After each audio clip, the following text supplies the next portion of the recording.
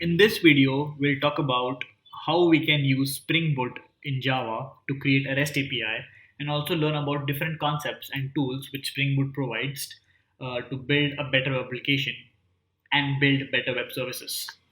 So, in this video, we'll talk about how we can create a Spring Boot project and also run a Spring Boot project and see the server running. So, the best part about Spring Boot is that you don't need a Tomcat server running separately and have a Java project connecting with it. Everything is provided by Spring Boot. All you have to do is know the basics of Java and some basics of Spring. So to continue or to watch this video, make sure that you have some basics of Java in your pocket and also some basics of Spring.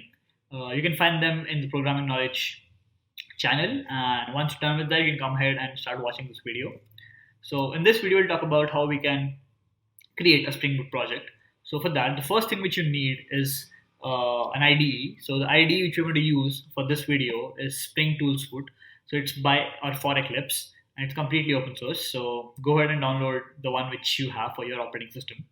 I have a Mac, so I had downloaded the Mac 64-bit Spring Tool Suite. And yeah, so once we are done with this, you can start following the tutorial. And so this is how your Spring Boot tools look like. So we'll be creating a REST service or a REST API. And this is going to be the hello world of REST API, which is going to be a to-do list API, where you can add tasks to your to-do list, you can delete them, you can update them. So you'll have all the CRUD operations, which is create, update, and delete.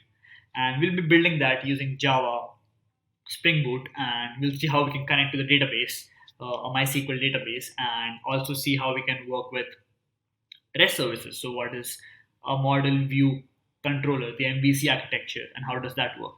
So we have a lot of cool things going to happen inside our tutorials. So keep watching and let's start first creating a Spring Boot project, which you can use to actually start building up on top of your Spring Boot application. So I have my Spring Boot Spring Tool Suite running, STS for short.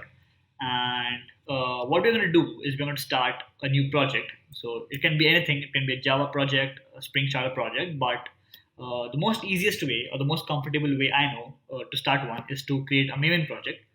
So go to Other, click on Maven project, go to Next.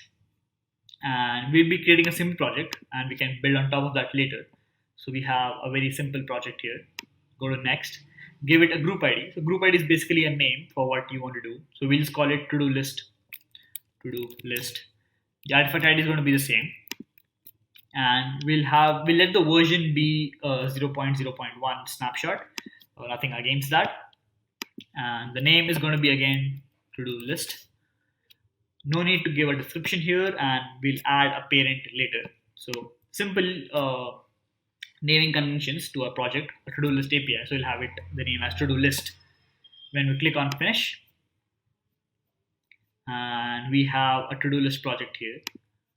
So as you can see, we haven't added anything to our project right now, but there's still a lot of things here. So we have a JRE system library, we have Java resources test folder, a POM.xml. So we'll talk about what Maven is and what POM is. And before all of that, the one thing which I forgot to mention was that you need to have, which is unobvious, you need to have Java installed in your computer. So make sure that you have Java. So you can just do Java dash version and make sure that it's 1.8 or above. I don't know if there's another if there's a newer one than 1.8, but make sure that you have Java installed and you have it, and you can confirm it by running Java dash version. Great. So now that we have created our to-do list project, a Maven project. So Maven is basically a single point of repositories where you have all the jar files. So if you want to add any jar files to your project, add an API or add a framework or a jar, you can do that by using Maven, and especially this POM file. So the POM file basically acts as a way for you to download jars in your project by giving the POM file the name, the version number of the jar which you want, etc., etc.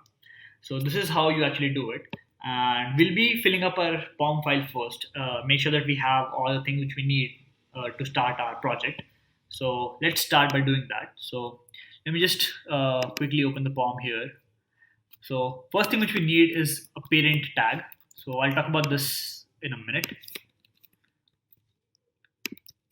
So this is a parent XML tag, and parent is basically Spring Boot starter parent.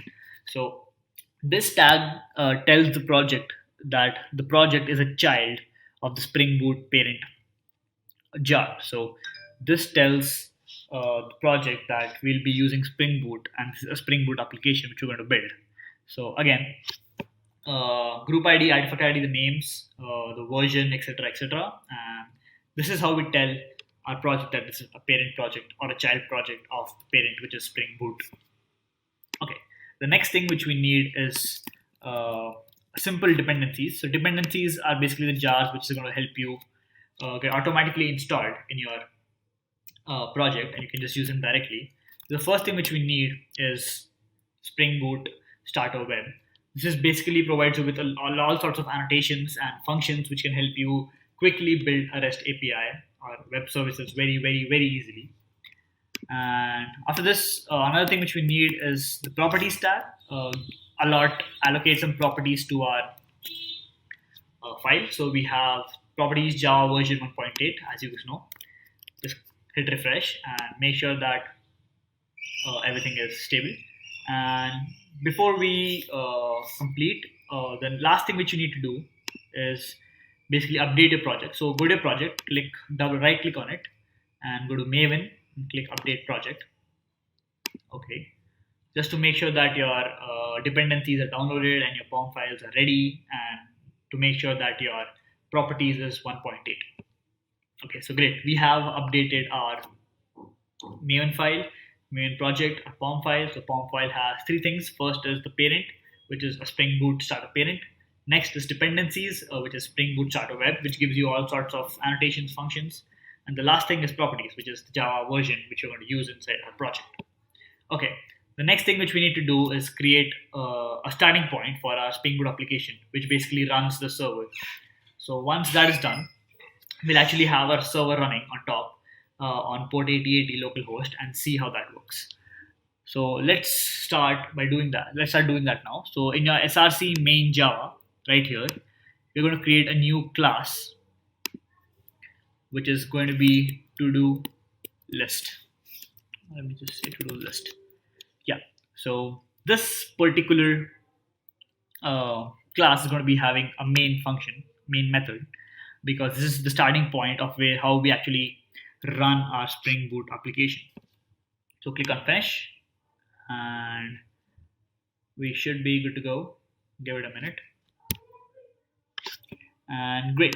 So now we have a to-do list starting point for our project, and all we need to do is just have a couple of annotations to actually run this. So to actually make this Java project a Spring Boot project, so make sure know that this is still a Java project. We have downloaded and installed the jars and dependencies which we need on the POM file, but we haven't actually used them. So it is still a Java project or a Maven project. So now what we do is make this a Spring Boot application. So for that we have some annotations. So first we do is Spring Boot application, and we import that. So if you just hover on top of it and you just do this, now this has officially become a Spring Boot application. And the next thing which you have to do is basically run it. So you say Spring Boot application dot run.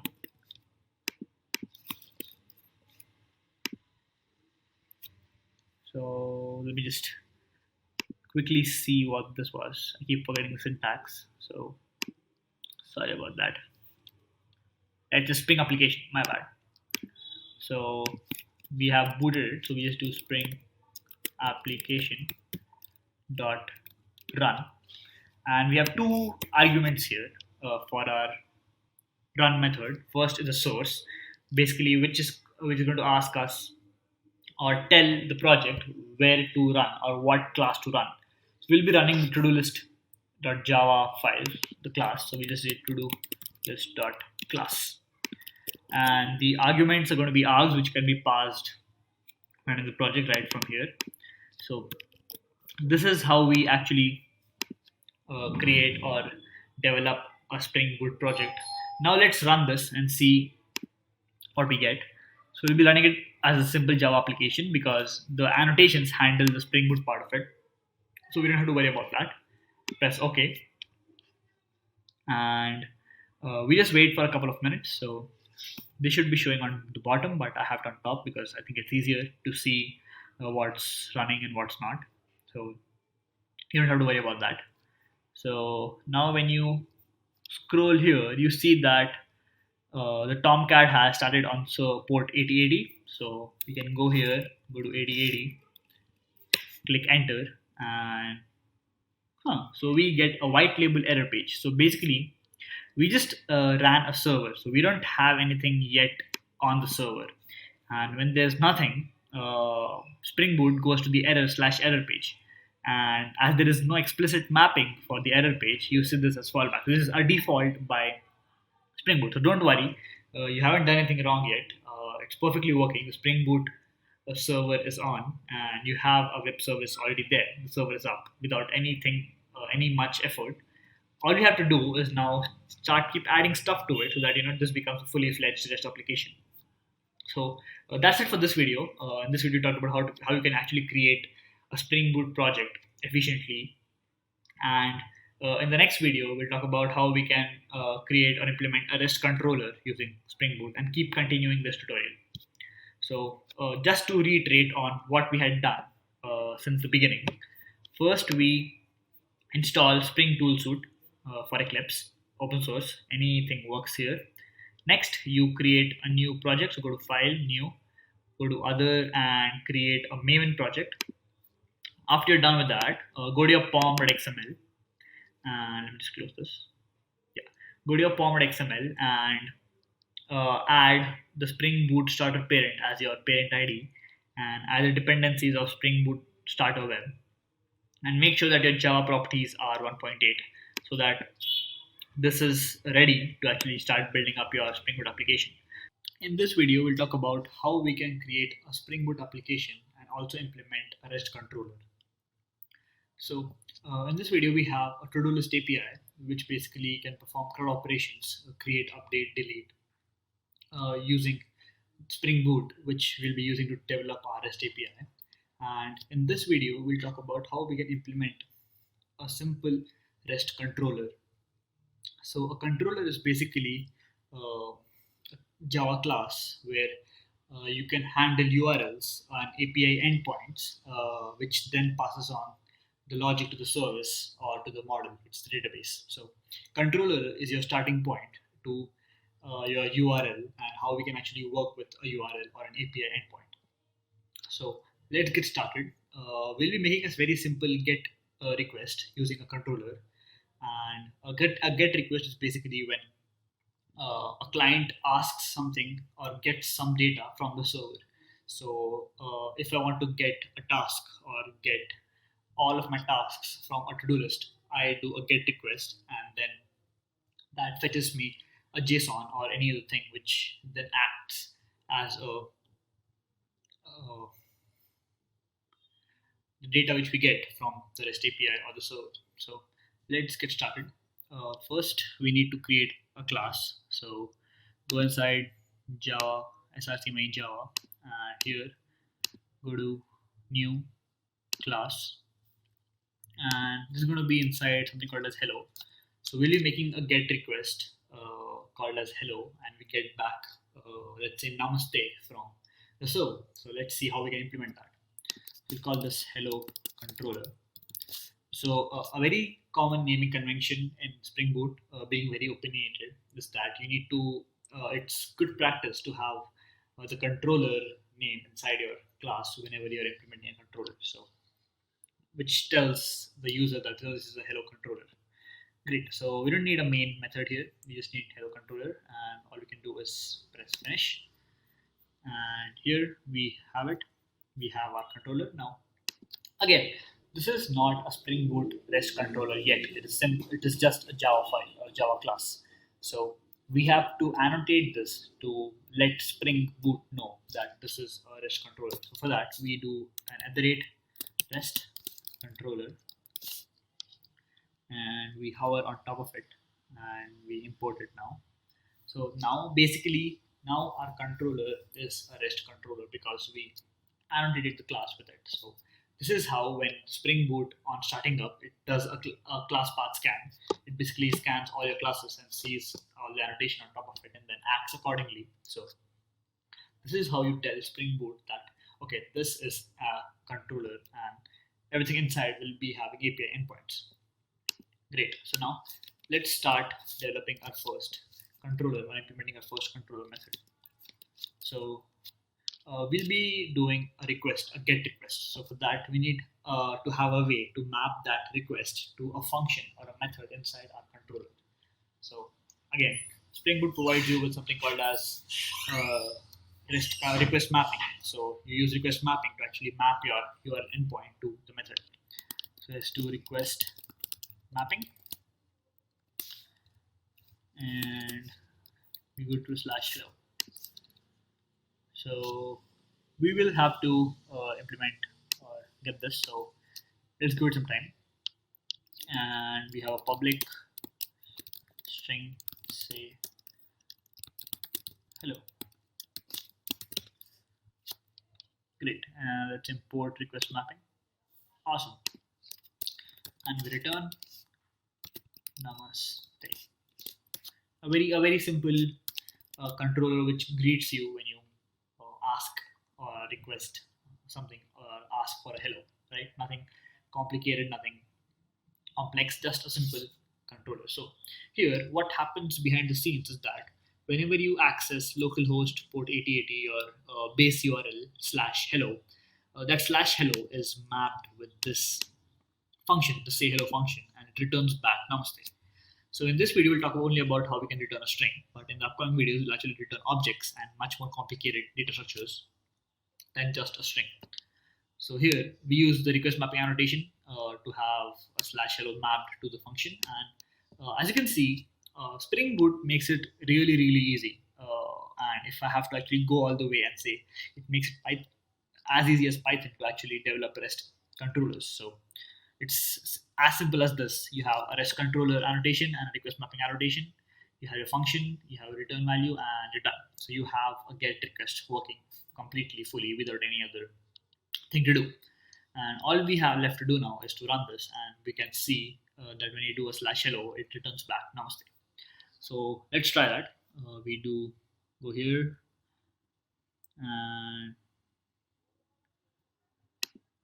we run it. So give it time. It's really nice ASCII art here, so I really like that. Okay, so application failed to start. Why is that? Verify entity stop the process. Okay. I already might have something running, so yeah. So let's stop everything. My bad. And okay, now that we have stopped everything, we start it again. We really shouldn't have got lost on that. Okay, so now I can see that Tomcat has been started on port 8080. So we had our previous server running. So now when you go to localhost port 8080, not 808, 8080. Yeah. So again, we get this page, but when you go to a /hello, we get a namaste back. So this is how you implement a REST controller using Spring Boot, and this is a very simple tutorial, a very straightforward tutorial.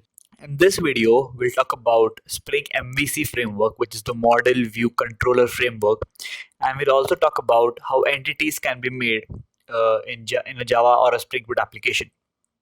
So in the previous video, we talked about how we can create a simple REST controller, and we also talked about how we can actually create a Spring Boot project. And in this video, we'll actually dive deep into the concepts behind a REST API and behind how Spring Boot actually is used to implement a REST API and all the magic that happens behind the scenes when you open a website. So what is a business service, and what is a controllers, and why do we make controllers, and what's the abstraction? So we'll talk about all of that in this video and the upcoming videos. So the main topic for this video is going to be Spring MVC framework, which is a model view controller framework. And after that, we'll actually start implementing our REST API, which is a to-do list API. So we'll talk about how we can implement a to-do entity, and we'll see how that interacts with the rest of our application in the future videos. So let's begin. So first, we talk about the Spring MVC framework. So the Spring Web MVC framework provides something called as a model view controller architecture, and it's already ready with components that can be used to develop flexible and loosely coupled web applications. So it's not tightly coupled. So you have a lot of things which you can optimize and customize according to your needs, and you don't have to always follow something which is opinionated. So what are the three things inside the MVC framework? So the first is the model. So as you can see here, the model encapsulates the application data, and in general, they will consist of Pojo. So Pojo is a plain old Java object. So usually, model is basically a database. So your a Java object. So if you have a plain old Java object, that is then converted into a row in your database or a database schema, and then we use that to actually talk to our application, talk to the controller, or talk to the view using a model. So the model basically encapsulates the data which the application uses. So here in our to-do list example, which we're going to actually implement, the model is going to be the name of the task in the to-do list, the summary of the to-do list, and the description of each task in the to-do list. So yeah, that is what model is. The next is view. So the view is responsible for rendering the model data, and in general it generates HTML output that the client's browser can interpret. So let's map the understanding of view with what we're going to implement. So view generally is considered of the HTML output. So basically this framework which you see here, this website which you see here, whatever the buttons and everything is the view of the application by tutorial's point. But since we will be creating a REST API, our view is going to be simple JSON, JavaScript object notation. So that is going to be our view, which can be interpreted by some browsers and some not. But we'll be using Postman, which is used for handling APIs. So we don't have to worry about the view as of now. The next and the most important part, I feel, is the controller. So the controller is responsible for processing requests and building an appropriate model and passing it to the view for rendering. So the controller takes in the data from the model, and then has the business logic inside it, or the business service, and then it passes it to the view for rendering. So what happens behind the scenes? So the Spring Web MVC framework is designed around a dispatcher servlet class that handles all the HTTP requests and responses for you. So you don't have to worry about all of that. You can just focus about your problem which you want to solve. So the workflow is as follows. So after receiving an HTTP request, so let's say you have a GET request where you want to get some data from the server. Let's say you want to get all the tasks in the to-do list. So the dispatcher servlet consults the handler mapping to call the appropriate controller. So the controller here is going to be get to-do list or get all to-dos. Now the controller takes the request and calls the appropriate service methods based on the used get or post method. So we will be having a service method which actually talks to our database or talks to our model to actually get that data and then give it back to the view. So the service data will set model data based on defined business logic and returns view name to the dispatcher servlet. Now, the dispatcher servlet will take help from view resolver to pick up the defined view. So we don't have to worry about this step for our implementation because we'll be having a JSON output. Now, once the view is finalized, the dispatcher servlet passes the model data to the view, which is finally rendered on the browser.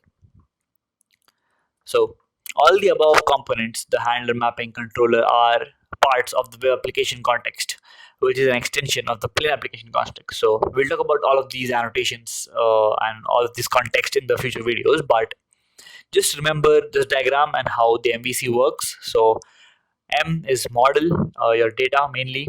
View is how we actually see the application. So we'll be having simple JSON objects in our view for now. And controller is where you actually handle requests and figure out the business logic for your application. Great. So we'll be building our web application around the MVC framework. So we need to know how this works before we actually dive into the implementation. Now let's start actually building our to-do list REST API using Spring Boot. So let's close the hello package. So we don't want to use this. So it's just an example. And let's actually create a new package. So go to src main java in your to-do list. Go to new. Go to package. And this is going to be to-do list dot to do.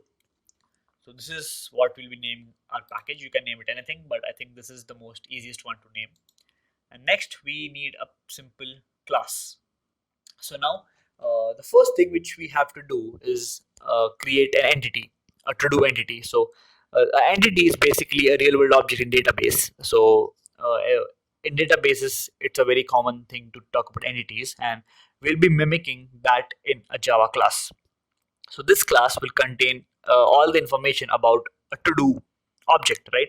A to-do entity. So what will the to-do include? So a to-do or a task will include an ID, a unique ID, which can be used to access any of the to-dos or the tasks. It will have a name. So the name of a to-do, for example, create a YouTube video or finish the project assignment. So the name of your to do.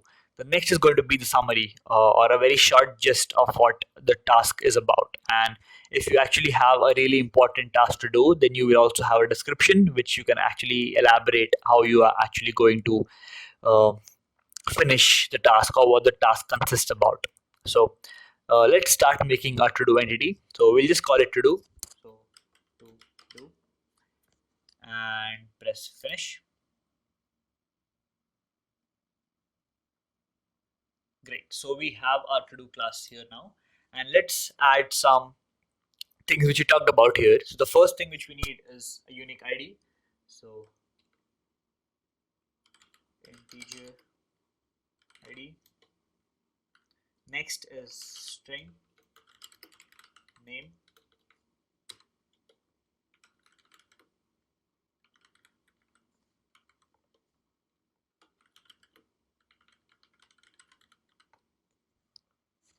So this is all we need inside our entity, but we also need to have setters and getters in simple Java concept for this class, and also have a constructor. So let's do that now. So what we do is go to source and click on generate getters and setters, and let's select all because we need it for all of them, and click generate. And yeah, we have it here. So pretty neat, pretty simple method of doing it. And now what we need are two constructors. So we need an empty constructor and we need a parameterized constructor. So let's make that now. Go to source and generate constructor using fields. Select all and done. So now we have a parameterized constructor here, and we need to actually make sure that this also has an empty constructor because it makes it easier later. So let's copy this now.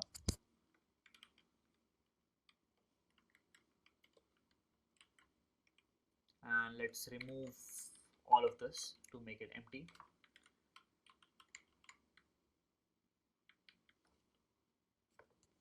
And great. So now here we have a to-do entity. So it has the ID, name, summary, description. It has constructors, and we have getters and setters. So if you ever want to make a task, this is the class or the object of this class is what we'll be using to create our to-do list objects. So yeah, that was it for this video.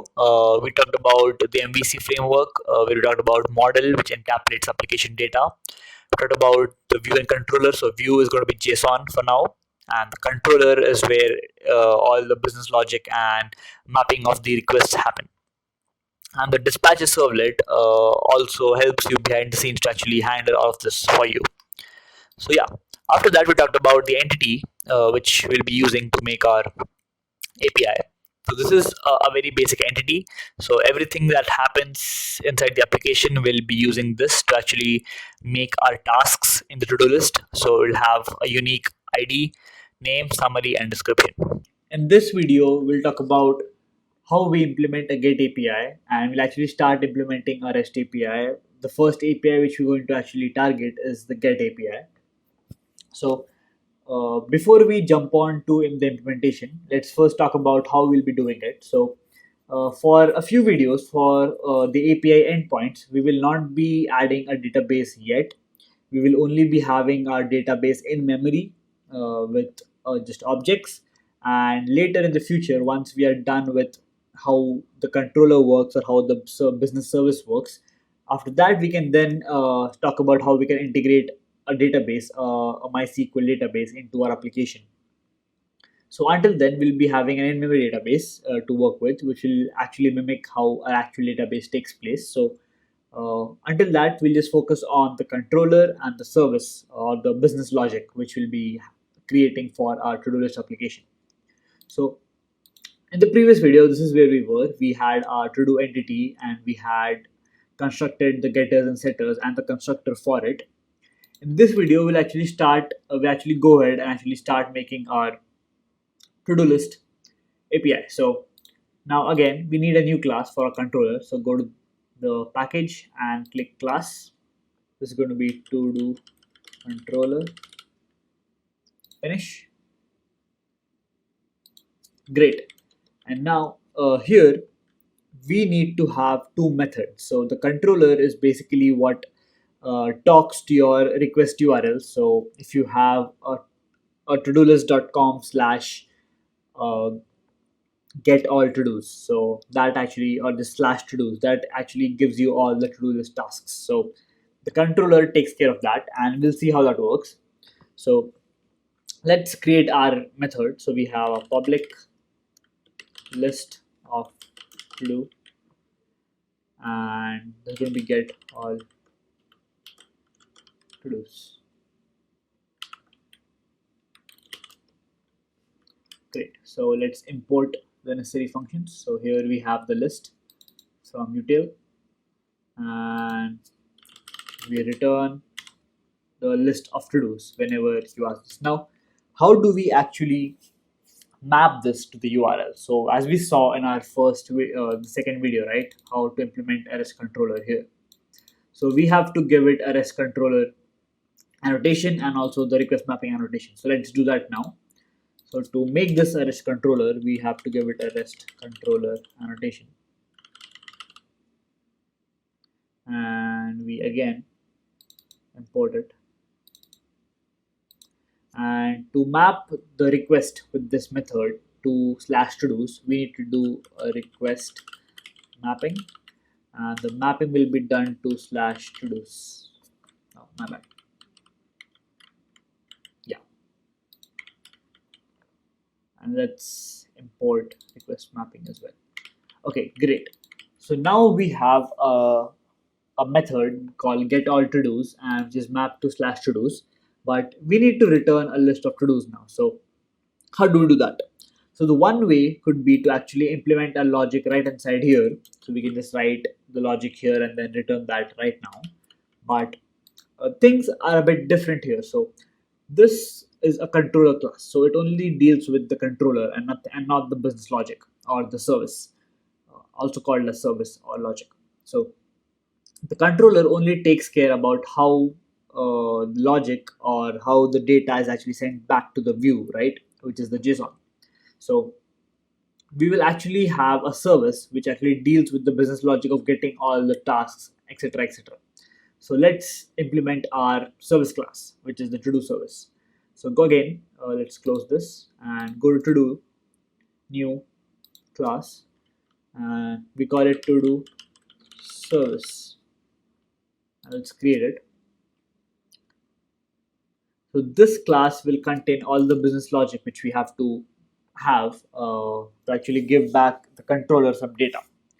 So here first we need a list of to-dos, right? So we have a private list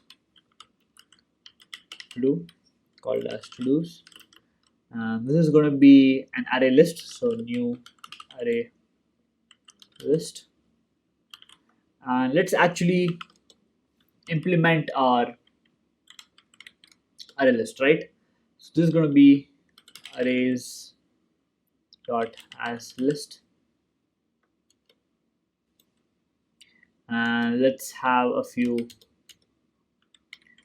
lists here. So the first thing which we have is a new object, so new to do, and the ID is going to be 1, the name is going to be task 1, summary is going to be summary 1, and description is going to be description 1.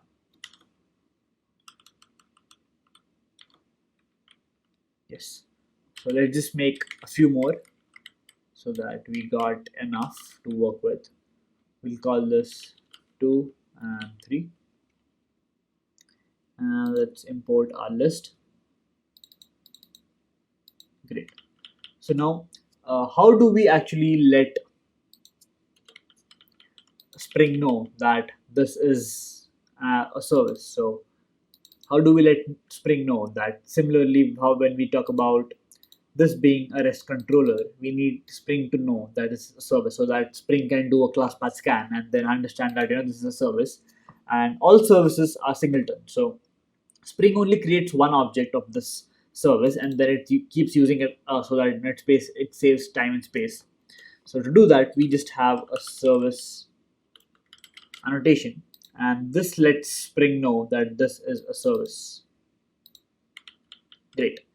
Now we have a to-dos list of to-do. So it has 3 tasks: task 1, task 2, and task 3. So let me just fix that right now.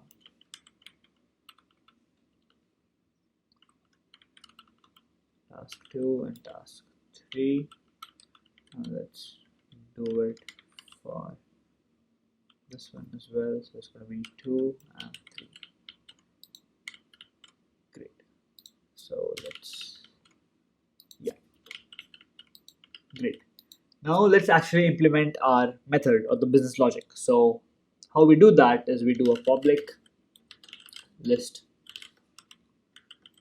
to do get all to-dos,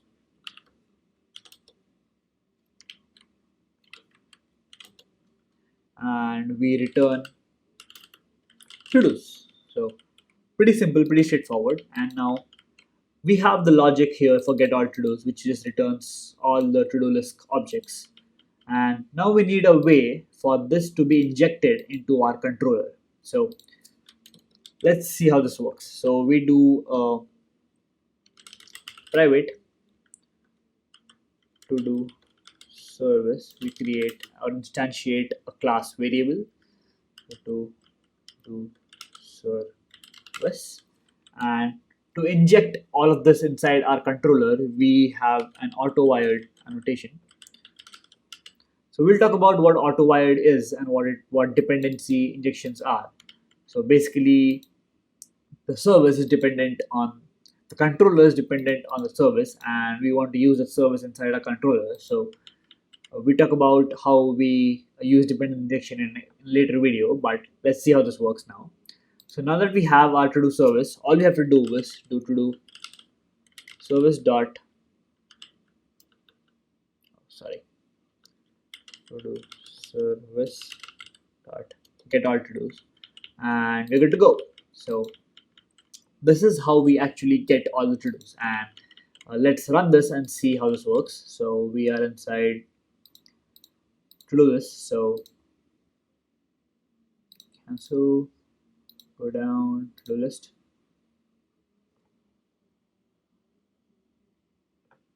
Okay, let's see how this works. Just run. Could not find to-do list dot to-do list. Okay. let's write here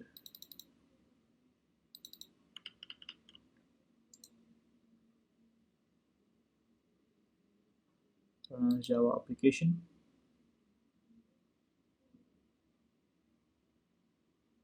Great.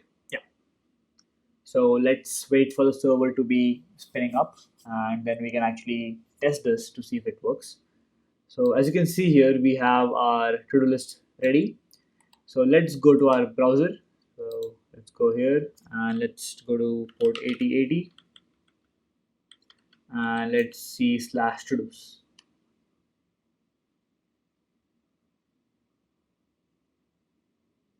So here, as you can see, we have our task 1, task 2, and task 3. So I named it wrong. But yeah, so we have our 3 tasks here, and this was with the help of the method here. So if I close this and cut it out, so here we had a slash to dos and we had a to do service. So let me quickly fix this. So we have 2, 2, 2, and 3, 3, 3, and this is going to be 2, and this is going to be 3. Great. So this is how we actually implement a get API, and now let's actually have a get API for getting it by ID or just getting one to-do list. Or so we do again a request mapping, and now we don't want only the to-dos, we just want one to-do, right? So we just want the ID, but the ID here is a variable, right? It's a class variable called as ID. So to actually have variables inside your URL, we use curly braces and we put our variable name inside that. So now whenever you have an ID 1, ID 2, ID 3, it will be mapped as slash to do slash 1 slash to do slash 3. Okay, so we do a public do get to do, and this will have the integer ID. Now we need we need to tell Spring Boot that this ID is the same as this one inside our URL. So for this we have an annotation called as path variable. So path variable basically tells Spring Boot that this one, the ID here, is going to be mapped to the ID in the URL. And all we have to do is do a return to do service dot get to do and pass in the ID. So we haven't implemented get to do yet. So let's do that right now. So we create a method here. Great. And all you have to do is return to do's dot convert it to a stream, and then we filter the stream. So the filter is going to be a lambda expression. So for every to do, every task, we have to get the ID and check it if it's equal to the ID which we pass. And if it is, then we do a find first.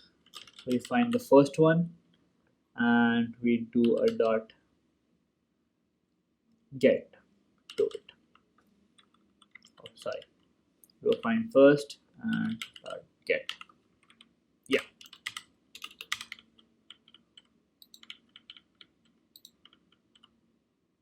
So let's see what the error is here.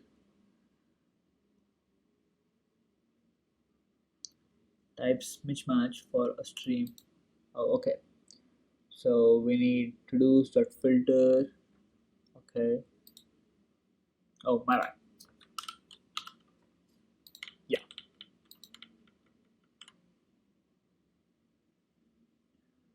Okay. So stream dot filter equals ID dot find first dot get. Yeah. Great.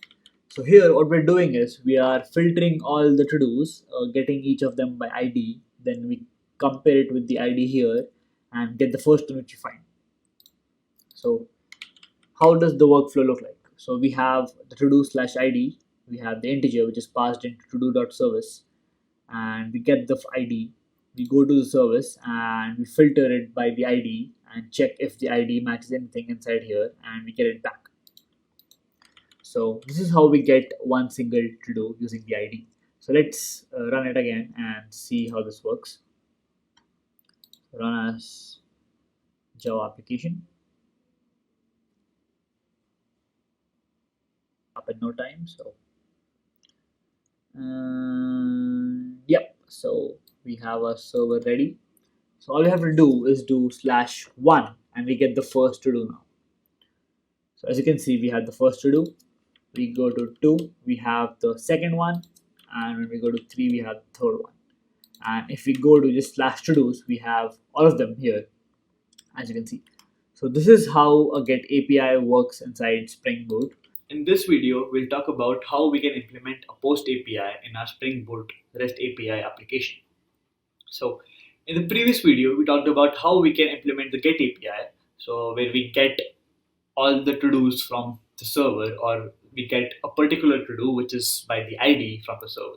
So let's just refresh what we had done in the previous video now. So we had built a business service or a to-do service which handles all the business logic for our application. So for initially, we now have an in-memory database where we have objects inside an array, but later in the videos, we'll actually convert to a proper database, and then we'll actually use the JPA APIs and etc. for our database. For now, we have a simple in-memory database, and the logic for our APIs is here. So for getting all the to-dos, we just return all the array list, and it is automatically converted into JSON when we return it back to the view. The next thing which we did was we had implemented the get to do, which gives you a task based on the ID, which is unique, and we use streams filter to get it. So we had converted our array list to a stream. We filtered it by the ID, which is equal to the ID given, and then we got the first one which matched the ID. Now, in this video, we'll talk about how we can implement a post API and what we have to do and the kind of business service that we have to write. So let's get started. So now, to do a post API, there are some changes which we need to do in the annotation for the request mapping. So let's see what that is now. So we need a request mapping because we need to map the request. So request mapping, and we do. And now instead of just this one, what we have to do first is we need to tell Spring Boot that this request mapping is a post mapping and not a get. So all of these are get by default, but we need to specify explicitly that this one is post method. So for that, we have an argument called as method, and all we have to do is make it to the request method called as post. So request method dot post. And now the next thing which we need to do is pass in the URL where we have to give out the post request. That is going to be /todos only. So let's see how this works now. So now we have our usual post method. So public void create to do, and now we have a request body. So we will have a request body where we actually pass in the JSON to create a to do, and the JSON will contain the ID, name, summary, and description. So here we need a to do object called as to do to be passed into as parameter, but the to do has to be the request body. So we need to let Spring know that whenever you go on to /to-do and pass in a request body, that should be given to this method in the argument, and this should also be the request body. So for this, we have an annotation called as request body, which makes it really easy to actually pass in these. So let's import these now. So we import request body, and let's import request method, and we're good to go. So let's see, invalid, oh sorry, the value is equal to this. Yes. Yeah. And now all we have to do is call our service to handle the creation of the task for us. So we do a return to do service dot create to do, and we pass in the object. Now we haven't implemented our create to do yet, so we need to do that now. And just so we are clear about the controller, we have a request mapping where the method is post. So it's pretty straightforward, right? So we have a post method, we have the value as slash to do's, but will be having a request body to it. So the request body is a to do object which will be written in JSON, and Spring automatically converts it to a pure POJO. So we don't have to worry about that. And then we have a business service method here. So let's create that method now. So instead of object, we can have to do. So now here we will be implementing the logic for our create request. So we do a return to do's dot add, and we add the to do. So pretty simple, pretty straightforward for now, nothing complicated. And let's see what the problem is here. Oh, sorry, this is a void. My bad. And we don't have to return anything, we just have to create it. Yes, because the return value is void, we don't have to send. You can send in a boolean, so you can send in a true or false. So you can just check whether if it is successfully created, so send a true, or if it is not, and if it actually raises some error, then then send a false. So we'll be adding a lot of validation to our request later in the videos, but for now let's see how a simple post request works. So here all we have to do is add a to do to our array list, and that's it, we're done with creating to dos. So this is how you implement a post request in a Spring Boot application using the MVC framework. So let's refresh our memory and let's see what we have done here. So we have a controller, a to do controller, which injects a to do service, and the service handles all the business logic for our application. Next, we have the request mappings for the URL. So what happens when we do a slash to do's? We go to the method get all to do's. We call the service method, which is a singleton. So the service method returns all the to do's which are inside this. So 1, 2, 3. And next, we obtain one by the ID, which is a path variable integer ID. Then we go to get to do, and we have the logic here for it. The last thing which we do is create to do. So we do a create to do, and we just add the to do to our list. So let's run this and see if our post API is working properly or not. So for that, all you have to do is go to our to-do list and run as Java application.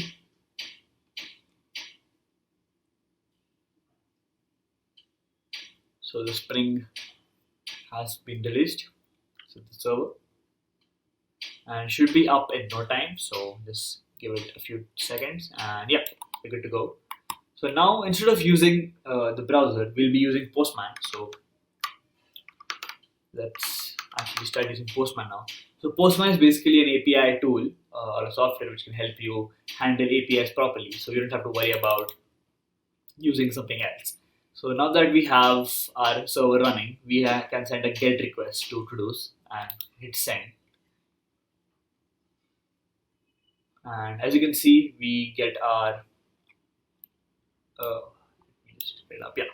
we get our to-dos here. Now let's do a post request. So when we do a post request, we have to change a few things. So first we need to set the content type as JSON, which tells that we're going to actually pass in a JSON object or a JavaScript object. And here I have a body. So since we only have 3 tasks in our to-dos, let's add a 4th one, which is task 4, summary 4, description 4, and we press send. And we don't return anything, but we get the status as 200. So let's do a get and see whether we have actually added our 4th one. So as you can see, we have the 4th ID here. So that means the fourth to do was added to our list of tasks, and that can be confirmed with the body which is returned when you do a get. And yeah, so that is how you implement a post API in your Spring Boot application. In this video, we'll talk about how we can implement the put and the delete request for our Spring Boot REST API application. And we'll see how we create the controller and also the service for this. And we'll run it on Postman and see what the output is. So just to give you a brief recap of what we have done in the previous video. So we are making a to-do list REST API Spring Boot application where we have a to-do list API which we are going to create, which is going to have things like creating a task, updating a task, and deleting a task. So the CRUD operations that can be performed in a simple REST API, but using Spring Boot. So in the initial videos, we made our to-do entity where we had a simple to-do class and we had the attributes or the variables for the class, which is ID, name, summary, description. We had generated the getters and setters and also the parameterized and non-parameterized constructors. After that, we talked about how we can do a dependency injection into our Spring Boot application in the controller, where the to-do service is a singleton and how it works behind the scenes and all of that. And then we implemented a few requests. So we implemented three API endpoints, which is slash to-dos, which is get all to-dos. And the other one is getting a single particular to-do based on the unique ID. And the last one is create to-do. And we also talked about how we just have an in-memory data right now. So we don't have a database yet, but the video after this will be starting our database journey. So we'll actually connect a database to our REST APIs, and then we'll be actually dealing with that. So in the upcoming videos, we'll also talk about how we can actually deploy our application on the cloud so that everyone and anyone can access it and use the API. So that is for later videos. But for this video, let's start implementing our put and our delete requests. So let's start with put first. So let's make our simple endpoint controller for this. So we just have a request mapping, and the method is going to be equal to request method dot put. So pretty straightforward, nothing different here. And the value is going to be equal to slash to do slash ID. So only when we have the particular ID of our task, only then we can change it. So that is it. Next, what we have to do is make the method or code up the method. So we'll be having update to do, and now this will be having a path variable. So let's write that. Nothing extra here, just simple stuff which we have already done before. The path variable is going to be the ID. So the integer ID. Oh, sorry, my bad. And we'll also be having a request body where we have the updated things which you want to update inside our to do, right? So request body, and that's going to be a to do object called as to do. Great, awesome. So now we have our method ready, and all you have to do is just like post, we just have a to do call to do service dot update to do and pass in our object. Now obviously this hasn't been made yet. The function update to do hasn't been made yet, so we'll have to code that up. But this is how the controller looks like. So pretty simple, pretty straightforward, nothing complicated here, exactly like post, but we have an ID and we have a request body. So let's implement update to do now. So create method, and this is our auto generated stub to fill in. So let's fill this up now. So how do we actually update our task, update our to do object here in this array list, right? So what we can do is, instead of doing a filter and lambda functions, all of that, we'll just do a simple for loop where we loop through each and every to-do list object, and then we check if we have the one by ID. So we check by ID. So if the to-do.id is equal to the ID inside the list, then we update, or then we set the object at that place, or we replace it. So pretty simple, pretty straightforward. If you know Java, that should be more than enough. But let's actually implement it now. So for int I equal to 0, I less than todos dot size I plus plus, and now we are looping inside. Let's get the to do, todos dot get I, the index, and now let's check whether the ID matches. So if t dot get ID dot equals to do dot get ID. So if the ID matches, then we have to update our function. So let's see how that works now. So yeah, so I completely forgot about this integer ID, and I think the integer comes before to do. So let me just change that. Let me just fix this. Great. So let me see the to do controller. So the controller has two, right? My bad, sorry. So we have the ID comma to do. Great. So now instead of doing a to do dot get ID, we just do an ID. So it's much easier to work with.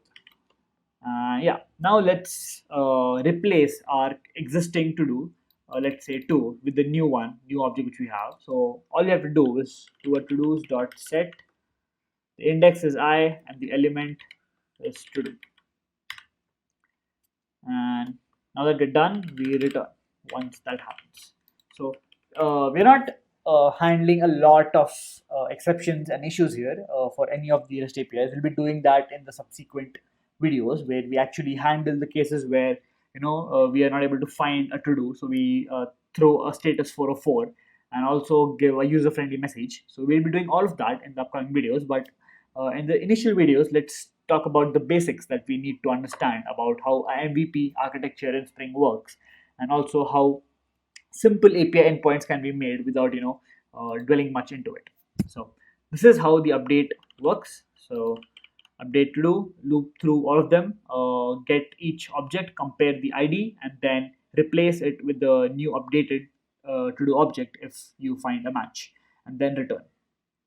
And that's it for update. And now let's start implementing a delete. So one delete is pretty straightforward, pretty simple, so we don't have to worry much about it. We'll just do it very quickly in like a few minutes, and then we can run the application and see our final a very simple hello world of CRUD right now. So again, let me just copy paste a lot of it here now. Then we don't have to write so much again. So we copy this again, and we just need to make a few changes. So this is going to be delete. Yep, and we don't need a request body because we just get the ID and we delete it automatically. And this has to be deleted. Yep, that's it. Let me just check. We request mapping, delete, and get it by ID, and then we just remove the ID. Great. So let's create the method in service now, and we got the stub. So again, the delete logic is pretty simple and straightforward, just like the update and the rest of them. We just have to loop through every single one again, and then delete the one which we get a match by the ID. So now that we have already done a for loop, let's do a lambda function again, because it's much more intuitive to do it with lambda function here, and you'll see why. So all you have to do is return. Okay, we don't have to return also, we have a void. So we do a to do's dot remove if, and we have a lambda function now. So for every to do object,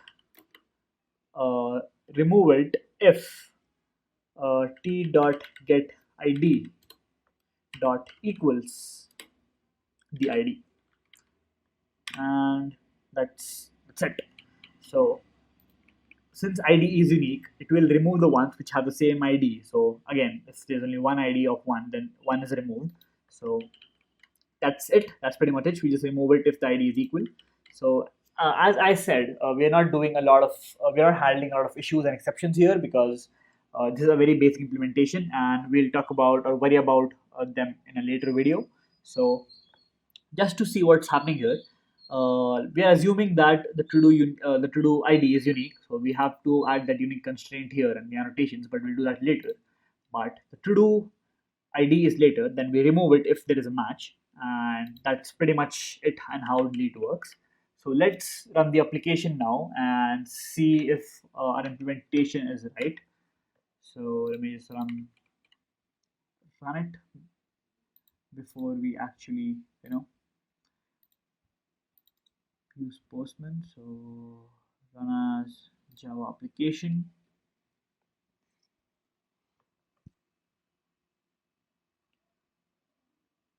And should happen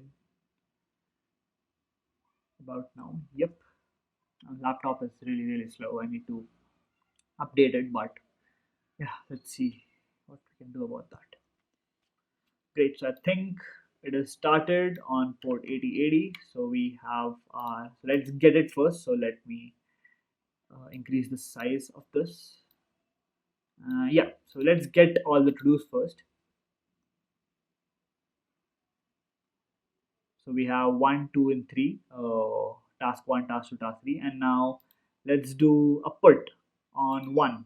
So let's do it on 1 now. We'll do a put body is going to be for 4. Okay, so we already have 4 here, so I'll just be lazy and do it for 4.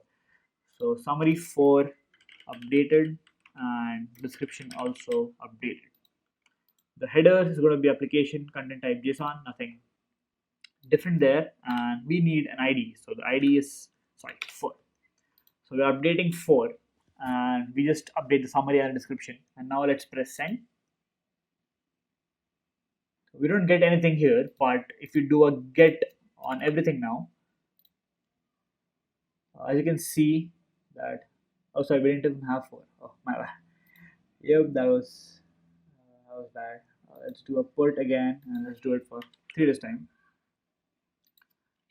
Oh sorry, I completely forgot that we do not have 4.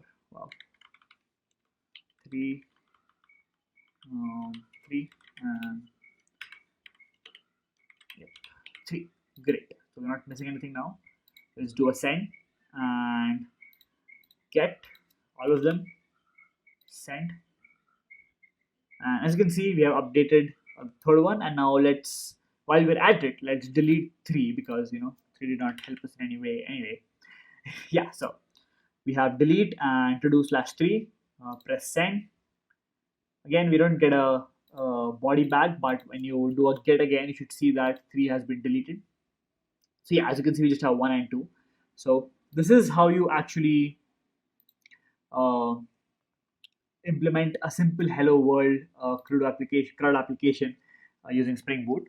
In the previous videos, we talked about and implemented how we can develop a REST API using Spring and Spring Boot. We talked about how we can create our CRUD application, which is create, update, delete, and we also wrote the business logic or the business service for it, and we also had our controller and our entity. So let's just see the API in action before we jump on to the next concept. So here we have our to-dos, and we'll just do a get request to see how it works.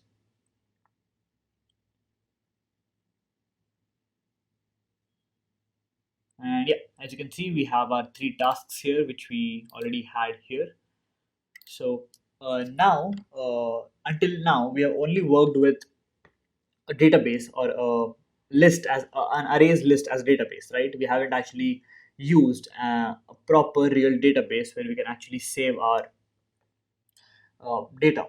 So in the upcoming videos and in this video, we'll talk about how we can actually use an in-memory database, something called as Apache Derby, and also talk about in later videos how we can actually use an external database, for example, MySQL, Oracle, or anything of that sort, any relational database. So in this video, we'll talk about how we'll be actually using those databases inside our Spring Boot application. And the way it is being done using Spring in Java is by something called as JPA or Spring Data JPA. So let's talk about what JPA is first. So here I have a really nice blog post, which the link will be in the description, where you can actually learn about what is JPA, Spring Data, and Spring Data JPA in detail. And we'll actually be going through this little blog post and understanding what all of these are. So let's have some background. So as you know, in the last decade or two, the world of data has seen a big growth. So there's a lot of databases here which provide a fast processing mechanism and specialized storage. So we have things like graph databases, document databases, key value databases, and column databases, rows and columns. So SQL, NoSQL, all of that. And while none of these are a one-stop solution to store all types of data in a single application, we have something called as polyglot persistence, or basically you use the kind of database that is required for your specific type of problem. So for example, if you have a very big e-commerce website, so the data for all of your product list will be stored in a JSON NoSQL format, and the account information for each user will be stored in a SQL database. So in a single application, we can have multiple databases because each of them have their own advantages and disadvantages. So we make sure that we know what the advantages are. Now, previously, the way you used to use SQL databases inside Java was something called as JDBC, and JDBC was fine, but you had to write SQL queries manually for every single logic or every single source that you have, and that caused a lot of pain. So Java has created something called as a Java Persistent API, which is a JPA. So this aims towards bringing consistency around accessing different databases. So before JPA, as we said, we use the JDBC API to query them. With JDBC, we have provided native SQL queries, and we had to write those string representation of SQL queries, which was not only tedious but error prone. And obviously, the query syntax may change when you change the database. So MySQL and Oracle might have some differences in their syntax, and you'll have to manually change them or write the queries when you actually use them as your database. So now, uh, now JPA is all about creating objects which can directly be mapped to the data objects. So the application will use JPA specification to push the object or retrieve the object from database, and this will be taken care all by the underlying JPA implementations. So we'll be using Hibernate in this case, and we'll talk about that later as well. So now this process of creating objects which can directly be mapped to the database objects, something called as object relational mapping, or OR. So with ORM, we use an API to query a particular database entity, and the result is provided in the form of a collection of Java objects. So you don't have to worry about how your object is being mapped to the database. The JPA takes care of that using something called as object relational mapping. So in our case, where we are building a to-do list API, we have a to-do object, and the JPA automatically map the to-do object with the database entity. So similarly, we just need to populate Java objects and pass them to the API. And the underlying ORM implementation is responsible for converting these API call into network SQL queries. So how that is being done, we'll be talking about that later. But let's first see what is Spring Data JPA. So Spring Data JPA is one of those many Spring Data projects which aims to bring consistency for all kinds of relational databases, be it SQL, Oracle, etc., etc. So now let's see what advantages we have when we use Spring Data JPA. So when we have a Spring Data JPA, we don't have to write a data access layer or any SQL statement at all, at least for the basic things which we need in our application. So based on the JPA specification, let's say MySQL, the underlying JPA implementation enables the entity objects and the metadata mapping. It also enables the entity manager who is responsible for persisting and retrieving entities from database. So as you can see, the Spring Data JPA is handling everything for you in the form of an API, and it already has its own underlying implementations. For example, Hibernate, which deals with anything that you want to do with your data, and we'll see how that works in a minute. So the Spring Data JPA defines repository interfaces which have the methods for storing and finding entity beans from the database. So it already has the implementations and the interfaces that you need to actually build your database queries. Now, while the interface only defines the query method, Spring at runtimes provides proxy implementations for the defined interfaces. So you will not be seeing these implementations, but when you use the function calls, you'll know that how all of these work, which is pretty basic, pretty simple, pretty straightforward. Now let's see how this works. Let's see how we'll be actually using the repository Spring Data JPA inside our to-do application with the help of an example. So we have something called as query methods, and the name of the methods declared in the repository interfaces are actually converted to low-level SQL queries by Spring. So here we have a very simple example of an employee repository where the employee will be having to do some basic functionalities. For example, finding all the employees, find by ID, find by first name, last name, etc., etc. So now, as you can see, this is just an interface. There's no implementation which the person had to write for this. You just need the employee object or the class, and for our example, it's the to-do class, and later we first do a simple function call. So by Spring, by the interface, you have something called as find all. So the find all method will simply be select star from employees. So the find all method behind the scenes is converted to the low level SQL queries, which is select star from employees. The second method pushes the where clause on the employee field, or find select star from employees where ID is equal to employee ID, something like that. Similarly for the third and fourth one.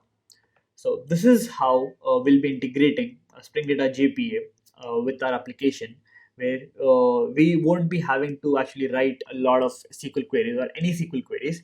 We'll just be taking up or adding in some function calls similar to this, not exactly this, but similar to this. And you'll see that in very less changes in the code, we'll actually have a working database inside our REST API. So now, how does this work? Let's actually start. So before we end the video for today, let's actually make a to-do repository. So a repository is basically an interface. We'll be having an interface which actually will set up all of this for us. So let's go to do new class, and we'll be calling this class to do repository and finish. In this video, we'll be setting up our repository, the to-do repository, and we'll see all about the extra dependencies that we need to actually build up our database, and also the kind of database we'll be using. So let's get started. So first, this is where we stopped in the previous video. We had made a to-do repository, which was the interface, and now we'll be doing very little changes to this interface. We will not be actually writing any interface function calls here. We'll just be extending from a different repository provided by JPA, Spring Data JPA, and we'll just get right ahead into using it. So, but first, let's talk about the database which we'll be using for the next few videos. So, the database which we'll be using is called as Apache Derby. So, Apache Derby is an Apache DB subproject, which is an open source relational database implemented entirely in Java and is available under the Apache license. So let's see why we'll be starting with Apache Derby and not MySQL. So Derby has a very small footprint, about 3.5 megabytes, which is really less for the base engine, and embedded JDBC driver. So this is something which we value a lot because it's very fast and it's very quick to actually have the database set up at runtime by Spring, and you just have to implement a service, implement a repository, and Derby and Java and Spring takes care of all of that for you. So we will be getting rid of that very bad arrays.as list function, right? So next, Derby is based on Java, JDBC, and SQL standards. So we will have Derby in a SQL standard, so we can assume that it will definitely have the SQL implementations behind the scenes.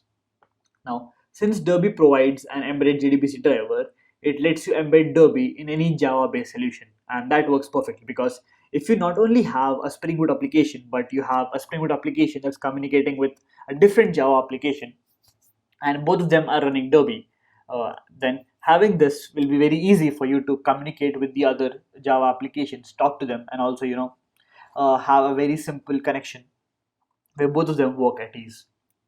Derby also supports the more familiar client server mode with Derby Network Client, JD Driver, and Derby Network Server.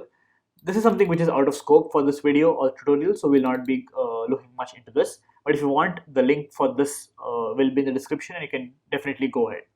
And by last, Derby is very easy to install, deploy, and use. So this is also very important for our REST API tutorial, because we want to learn how to build APIs and make sure that the database part is being learned on the way. So now that we're new to Derby, let's check out the start page and see how we actually get into it. So we have a lot of examples, demos, how to use Derby with other products, etc., etc. And the first thing which we need to do for Derby is to actually have the dependency inside our pom.xml. So let's open up our pom.xml and let's add in some dependencies for ourselves. So the first one which we need, dependency.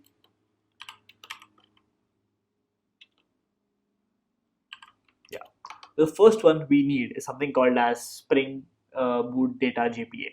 So for that we need a group ID, and the next thing which we need is an artifact ID. Yep. Let me spell dependency correctly. Again. Great. So now we need to have the group ID and the artifact ID for Spring Boot Data JPA. So I have this right here already, so that we don't waste any time. So let me just pull that up. So here we go. So we have our Spring Boot Framework, which is the group from which we need it. So let's go and paste it here. The next thing which we need is the artifact ID, which is Spring Boot Starter Data JPA. So this is the name of the dependency, which is Spring Boot Starter Data JPA. So this is something which provides you all the database function calls, methods, classes, interfaces out of the box, just similar to Spring Boot Starter Web, which helps you start a Spring Boot project with very ease. So this will be actually helping us setting up our CRUD repository, which actually will help you get started with how to use it. Now, the next thing which we need, the next dependency that we need is obviously Derby, Apache Derby. So let's actually add that now. So again, we need to have a dependency, and let's close this. Oh, sorry, don't add starters.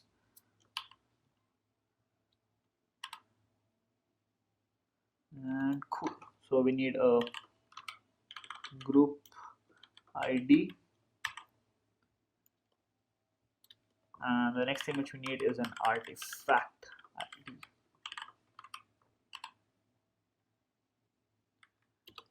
Great. And again, we spelled dependencies wrong. I don't know why I keep doing that, but great.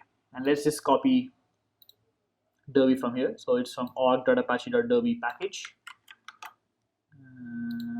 Let's go and paste it here. And the name is Derby. And we also have a scope. So let's just copy the entire thing and close this. So here we need this one. Yeah. So this is what are the two dependencies that we need to add to actually include Spring Boot Data JPA and Derby inside our application. And now that they are here, all you have to do is go to Maven and update project. And okay, so Maven actually gets the dependencies from the server and adds them to your Maven dependencies list, and you use it. So now let's see how Apache Derby works. So the best part about having Derby or using Derby is that this is it. This is all you need to do to actually have Derby configured and set up in your application. So basically, what Spring does when when you start the server, when you write all your when you finish setting up our database and you're writing all the function calls, etc., is that it looks at the POM and sees whether it has an in-memory database or an embedded database that it can use. And since we only have Derby inside our POM, it will assume that Derby is the one that we are using and set up and configure it for us at runtime. So that is how we take the how we use the power of Derby to actually build a Spring Boot application with the database. Okay, great. So now that we have our POM ready and we just need nothing else now, let's actually go and write some code to actually set up our repository. So as I said, we will not be writing anything inside the interface. We just have to extend from something. So it extends something called as CRUD repository. And let me just import it. And this will need two things in the implementation. The first will be uh, what kind of repository are we wanting here. So it's a to-do repository. So we need the to-do class to actually for it to map the things in to-do. So let me just open to-do. So we need to map the ID, name, summary, description, all of this to our application, right? So for that we need to give it a parameter of to-do. And the next thing which we need is the data type of the unique ID which we have. So for here, the unique ID is integer ID, which is an integer. So we'll just put this as integer, and we're good to go. Now, we told the CRUD repository that the integer is the unique ID, but we haven't specified that here. So all we need to do is just have an ID annotation for our integer, and that will automatically take care or tell that this is an ID, which is by Java X persistence. Great. So what did we learn or what did we do in this tutorial? So we had imported two things. First was Apache Derby, which is an embedded database written by SQL standard, which we'll be using later in the next upcoming videos. And we also added a dependency called as Spring Boot Starter Data JPA. After that, we set up our to-do repository where we extend from something called as a CRUD repository. So as you know, CRUD stands for create, update, delete. And this repository will handle all the interface and the implementation for all the function calls that we're going to make to, add a to-do, add a task, delete a task, update a task, or, add one task. And this takes in two parameters. One is the object, which we have, the single entity, to-do entity. And the next is the integer. So integer here is basically the data type of the unique ID which we're using, and in our case the unique ID is the integer ID. So we need to mark the ID by saying that this one is unique, which we do by the ID annotation. So now this shows that in our to-do entity, ID is the unique key or the primary key for this scenario. So this is all we have to do. In the previous video, we actually set up our to-do repository and we saw how that happened. We set up our to-do repository with the help of the CRUD repository, which is given by Java Spring Framework.data.repository.CRUD repository. We also added the ID annotation to our ID for the to-do entity. And one thing which we forgot to do in the previous video is that we need to tell Spring Data JPA that this to-do class is an entity, so that it can be mapped to the CRUD repository for all the function calls. So all you have to do is give it an entity annotation, and we'll just import this now. One thing which we missed in the previous video, and I think we have covered that now, so that's nice.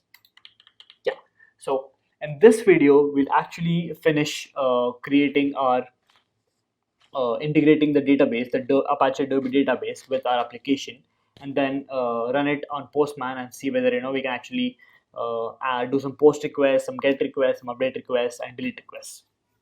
So this is going to be what the video is going to be about.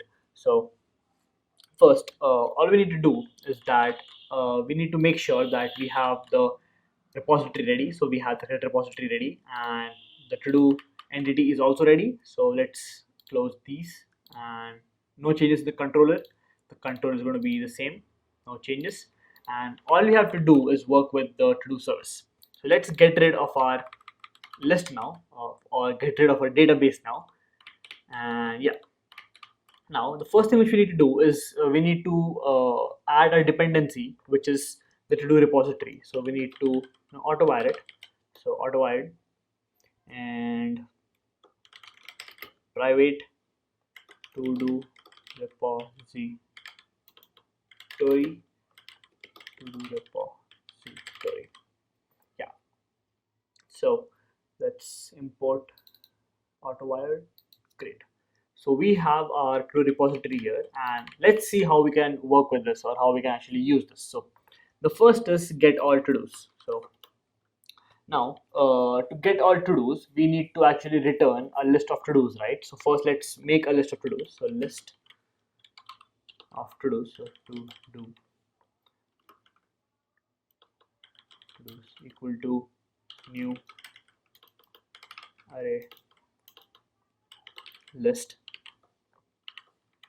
and yeah, we have created our list of to dos. So now let's actually query our repository and see how we can actually use the repository to implement get all to dos function. So let's see what a to do repository gives us. So to do repository dot, and as you can see we have a bunch of methods here. So we have count, delete all, exist, find all. I think find all basically says returns all instances of the type to do here. So I think find all works the best for our application here. So we'll do find all, and now that we have all that, let's add them to the to-do list. So for that we'll just use a simple function call again. So dot for each, and here we'll be using a different kind of Java syntax, which is to do's colon add. So this basically says that add for each to do which you find in find all, add them to the to do's list. So in this way, we have filled up our to-dos list, and all you have to do now is return to-dos. And yep, it's that simple. So all we had to do was call the function find all. So we haven't even implemented find all. So as you can see inside our repository, let me just get the one inside our project. My bad. So to service is here, to repository.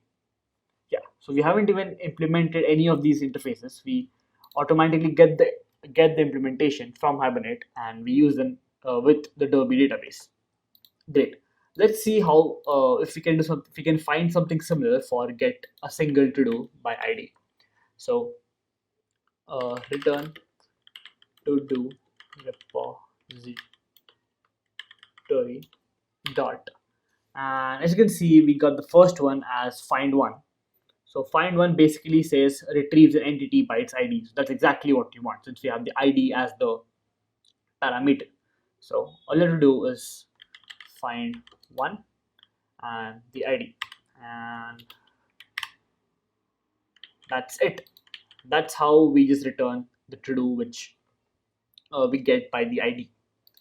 And similarly, as you can see, we have a similar way of doing this for all the to do repository function calls. So again, let's return.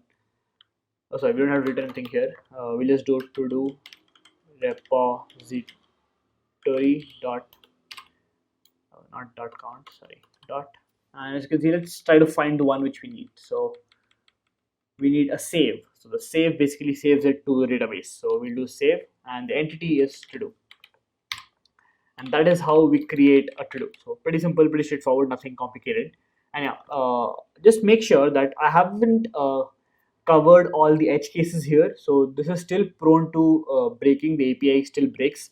So if you don't pass in a specific value, something, we just get thrown an error. We haven't handled exceptions yet, but we will do that in the future videos when we actually have an external database included in our application.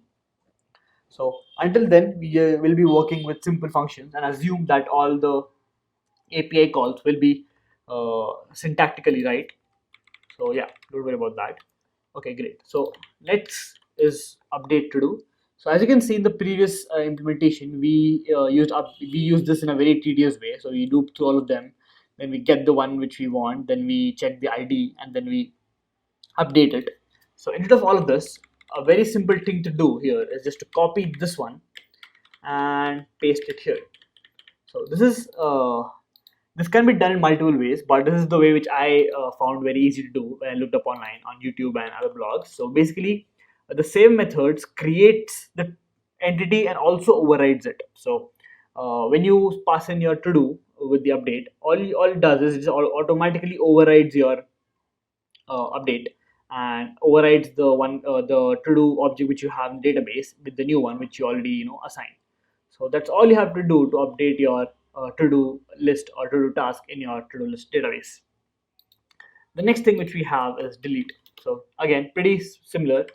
To-do repository dot delete and delete by ID,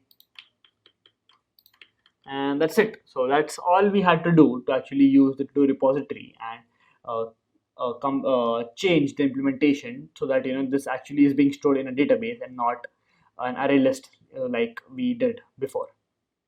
So just to reiterate on the changes which we made, for the database, uh, we went to do service. So yeah, we have the import is never used.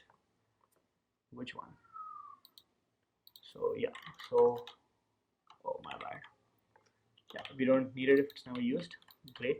So now let's begin from the beginning. So first we made some changes to our entity. So we added the entity annotation so that Java X persistence or the database or the JDBC or JPA knows that we are actually using this particular class as our entity, which will be used for ORM, object relational mapping. The next thing which we did was create a new class or a new interface, which is today repository, which extends from CRUD repository, which handles all of your hidden implementations for find one, find all, save, and delete. And it takes in two parameters to confirm. One is the to-do object, the entity which we have here, and the unique ID or the primary key of our entity, which is ID and integer. The next thing which we did was make some changes to our to-do service. So we added a dependency for to-do repository using AutoWire. Next, we made the changes inside our methods to make sure that we use the to-do repository function calls. As you can see, it's very easy to read, very readable. Get to do is basically find one. Get all is find all. Create is save. Update is also save because it overrides it and also creates it. And delete is by delete. So now that we have finished making our simple REST API with Apache Derby as a database, let's run this and see this in action.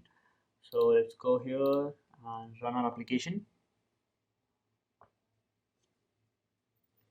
So here, as you can see in the console, you'll see the database changes happening and how Spring is working at runtime to give you the Apache Derby function mechanism. So as you can see, building JPA container entity manager, Hibernate is being used behind the scenes for the implementation. Schema SL does not exist, so it's using automatically Derby, and we have started to do list on 8080. Great. So let's post something first. 8080 will post ID task 1 summary and hit send. And we get nothing in return, but the status is 200. Okay, so we have made it. Let's get and see whether it's did we actually make that one or not. So we do a get. As you can see, we got our first one ready. Let's do another post. So let's do another one. So 2 2 2 and 2, and we post this now. Let's do a get to check whether this has been post. Great. Let's do a put and update it. So let's do task 2 updated.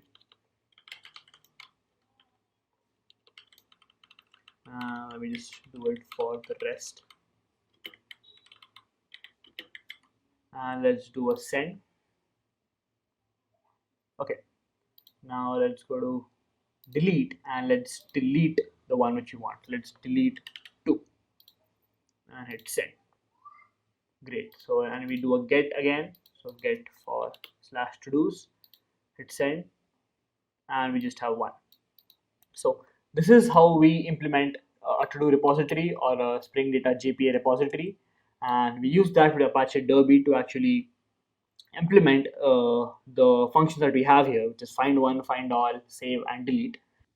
In this video, we'll talk about how we can set up MySQL database with our Spring Boot REST API and what are the changes that we need to do in order to get that external database up and running. So, as you can see in the previous videos, we talked about how we integrate Apache Derby and embedded database inside our Spring Boot REST API application. And in this video, we'll actually move away from Apache Derby and actually integrate start integrating MySQL database into our application.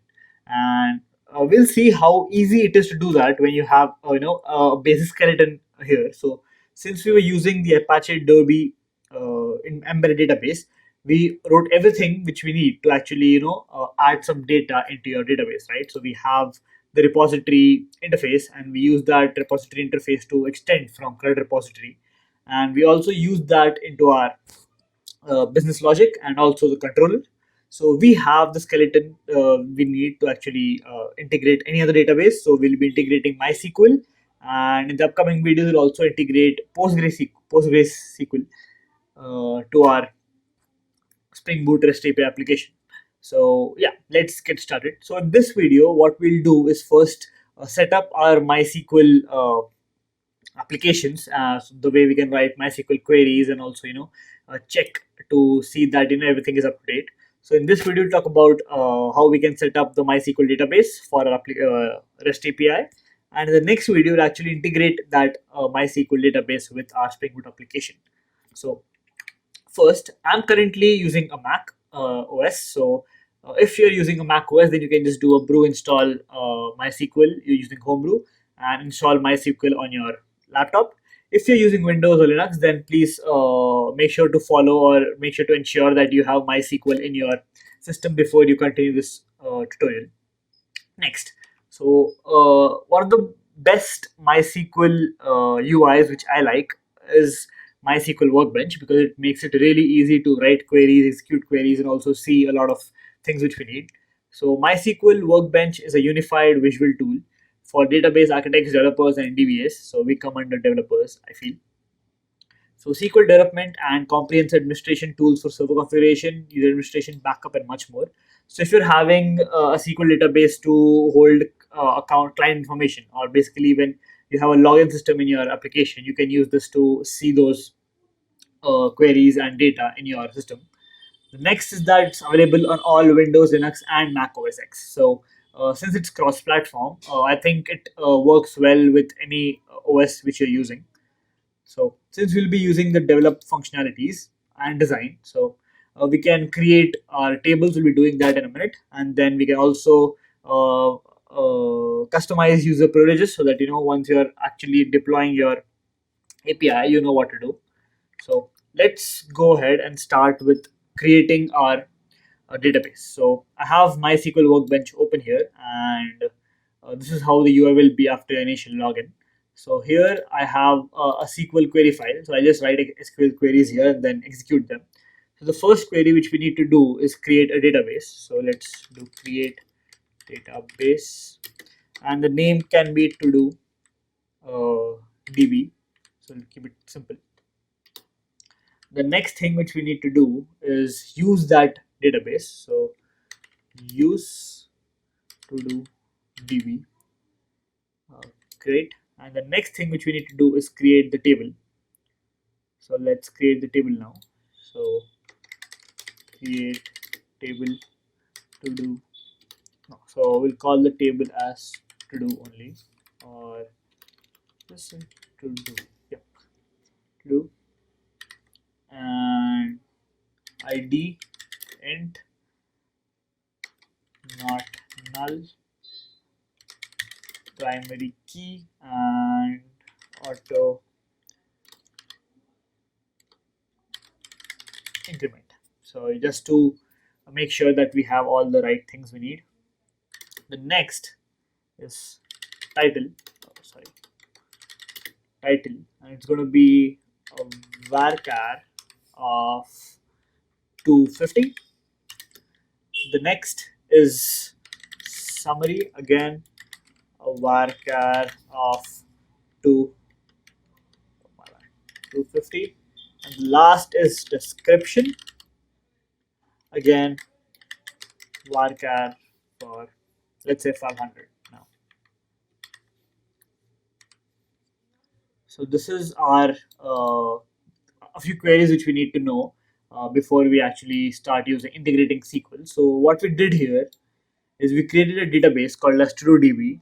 Then we switched to that database, and then we created a table which has int as the primary key, ID. So ID as the integer, title, summary, and description.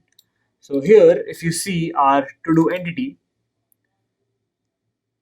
you will see that we have exactly the same. So instead of title, we have names. Let's quickly change that. So we don't need title, we need name, so that everything is right and all of the other things are good. So this is how we create a database and a table, and we'll be integrating this table with our entity. So we'll create an object relational mapping of this sorts with this table. And to make sure that the mapping is done correctly, we have the same column names as we have the class attributes.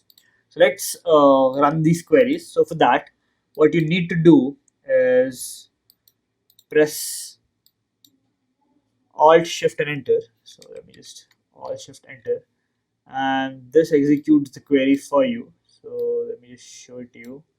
Yeah,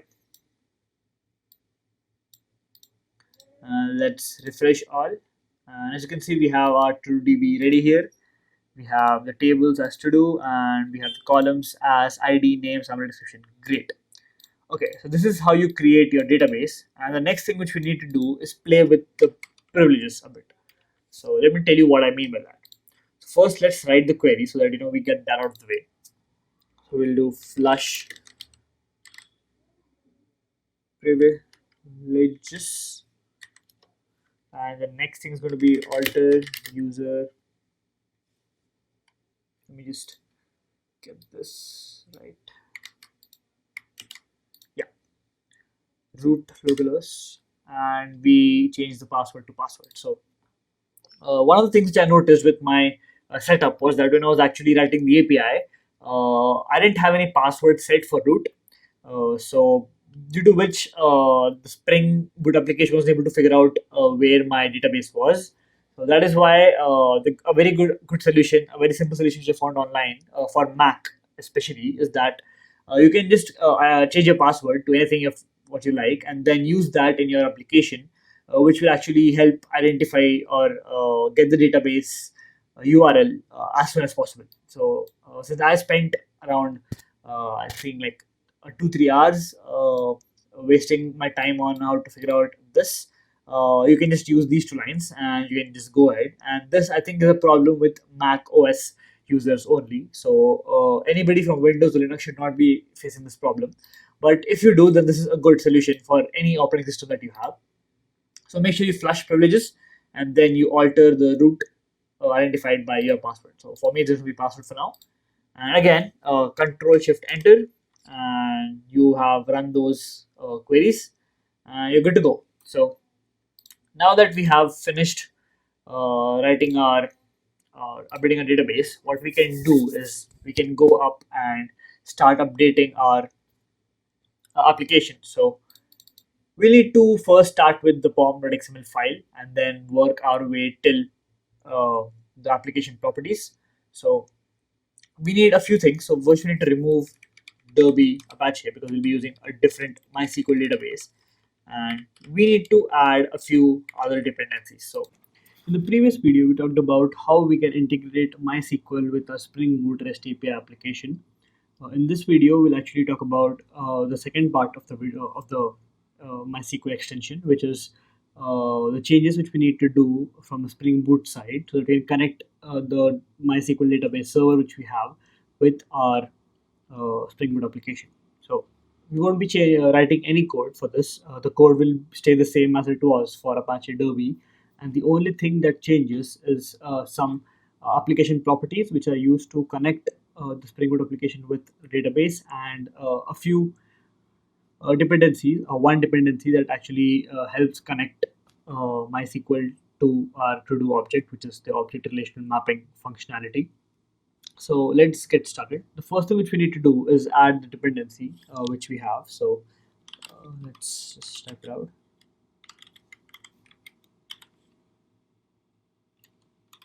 And the dependency is going to be having a group ID, of course. So group ID, and the group ID is going to be MySQL because that's the database. And then we have artifact ID, and the artifact ID is MySQL dash connector dash Java. Yeah, and just to give it a scope, just to scope runtime. Okay, so this is the dependency which we need to make sure that MySQL knows which class to use to create an object relational mapping from. So this is how you connect MySQL to Java. Okay, so now that we have it, we just need to do a tiny change inside our to-do entity class. We just have to tell this class that it is linked to a table in the SQL database, and the name of the table is to do, right? So let's just check the name of the table. It is to db and to do. Yeah. So once we do this, we see that we add the PostgreSQL table import, and this tells MySQL which class to look at. So it'll scan all the annotations. It'll scan the table annotation, which is linked to the to do table inside MySQL. So this to-do entity is going to be mapped to the table. So yeah, just a quick change, or the only change in the code. Okay, so now that we have our dependencies and we have made that single change, let's actually go and let's delete this, and we'll just create it again. So we need to have a few properties inside our Spring Boot application, and these properties actually decide how we access and what kind of databases that we access. So this is called as you have already seen, application.properties. So let's create that right now. So application.properties, and make sure the spelling is right. Click finish. So this here you can override all the default settings by Spring, and you can have your own custom databases, custom build procedures, all of that. So let's write this to connect to our um, MySQL server. So since we have the TodoDB database or schema, so let's connect to that first. So we have spring dot data source dot URL equal to, let me just copy the address to the server, and it's to do TP. Great. So the first thing is basically the syntax, right? Whether the syntax is actually correct or not. So I'll have a link in the description where you can see the official syntax for this.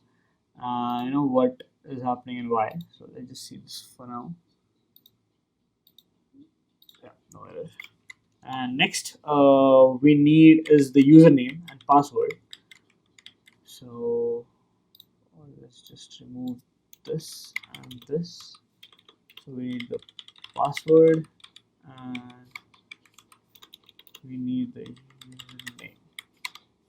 So the username is root, and as I change my password to password, that is what I'll be writing. But obviously, there are better ways to write this point. The next thing which we need to do is tell which implementation to use. So since we are using MySQL database and we're using the JPA repository, but we're using only an interface, we need to select which implementation do we want. So there are a lot of implementations for this, but the most commonly used is Hibernate. So we'll be using that. So we just add that piece of property here. So we're using the Hibernate MySQL 5 NODB dialect, and at a single time the max number of clients that we can have is 10, so that we don't max out on these when you're testing it rigorously. So now that we have the property set, so here we connect to the TrueDB MySQL database. This is how we connect the external database with our Spring Boot application. And once all this is set, all you have to do is just run the server again. So let's go and run the service, the Java application. Yep. Let's wait for this to run.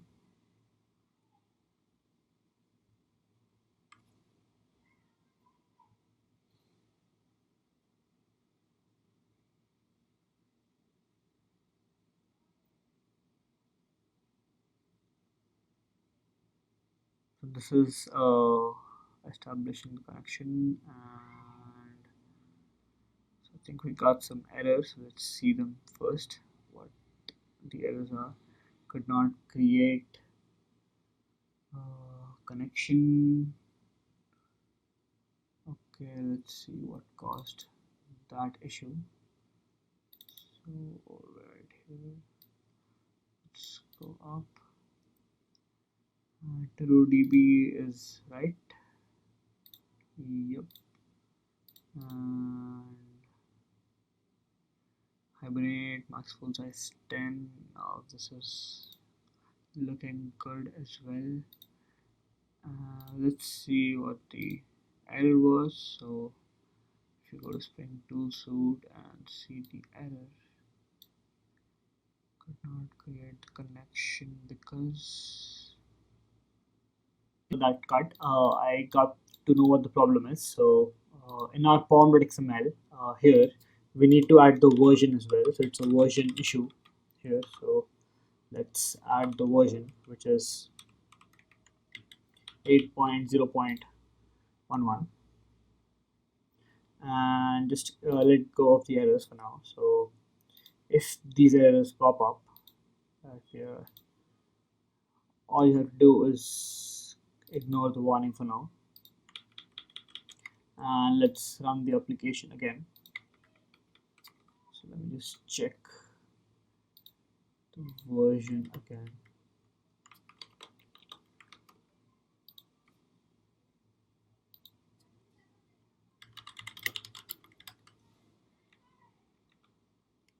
Yeah, let me just check the version again.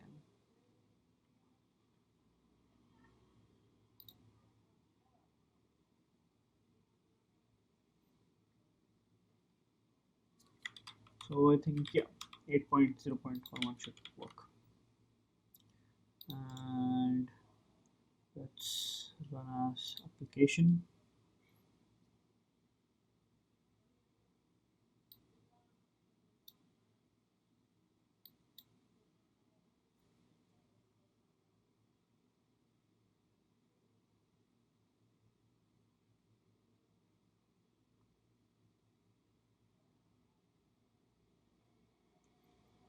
And yeah, I think we're good to go. So the database is set up and the URL are also mapped, and we have the server ready. So I have already added nothing here. So let me just add some things. Go to post. Let's add two first, just for the sake of it.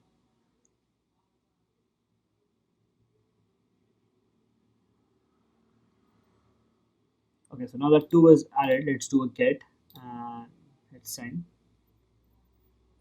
As you can see, we get two back. So this is how, without updating any single piece of code, we're able to actually integrate SQL, MySQL with our REST application.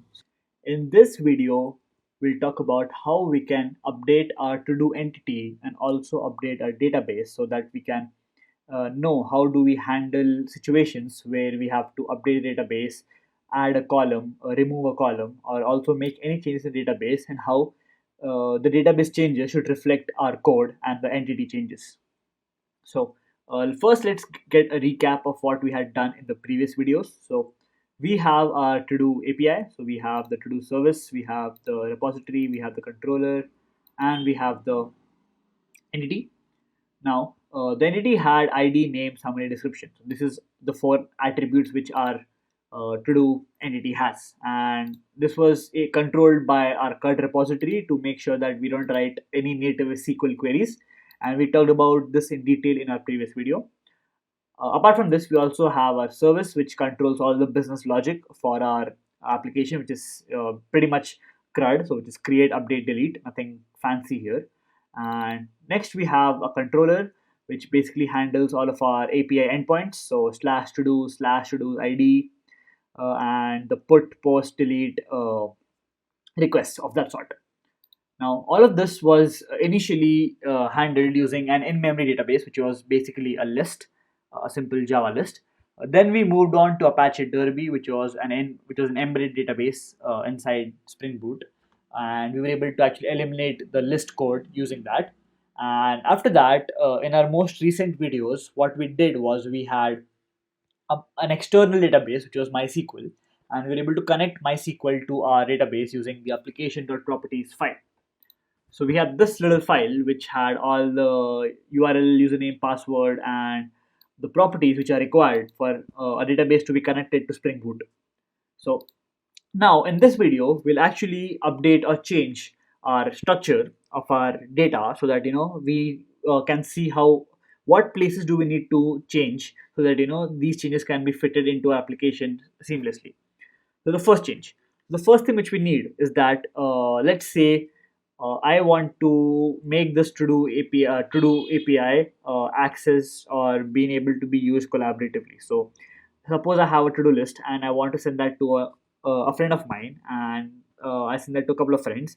All of us collaboratively work to solve or to finish that to do list, and there should be an author of all of that to do list, right? So let's add an author to our entity. So we have string author, and let's make our changes inside our constructor. So we need to add author here, add an author here as well. And the next thing which we need to do is make getters and setters for this. So we need to do a public string get author, which returns author. And now we need a setter. So public void set author, and all this does is instantiates our author. So pretty straightforward, nothing complicated as of now. We just added the author attribute to our to-do entity. So what's the problem here? Yeah, sorry, string author. So we just added the author to our to-do entity. Nothing different, nothing complicated here.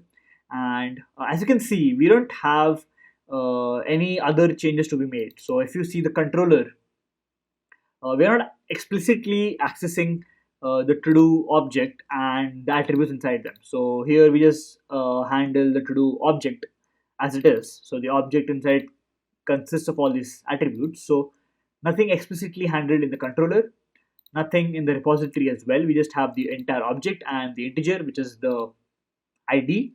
And for to-do service, we also have nothing explicitly being handled. So only change we had to make was inside here, and we are good to go. So this is the change which we had made from the core or the API side, and now we need to make the same change in the database, right? So open MySQL workbench and make sure that you're connected to your root and have the to-do DB ready in your schema. So now we need to alter the table to add that column, right? So we do use to-do DB so that we're using the to-do DB database, and let's write the query. So it's alter table to do and add author, which is going to be a var char of 64. Yeah, so this is our query. So let's run the query now. So all we are doing is altering the table to do. We are adding author column of varchar 64. So let's just do a run and let's refresh our schema. Let's go inside tables to do columns, and as you can see, we have our author ready. So now that we have an author ready, all we have to do is basically run our function, run our API. So let's run it right now.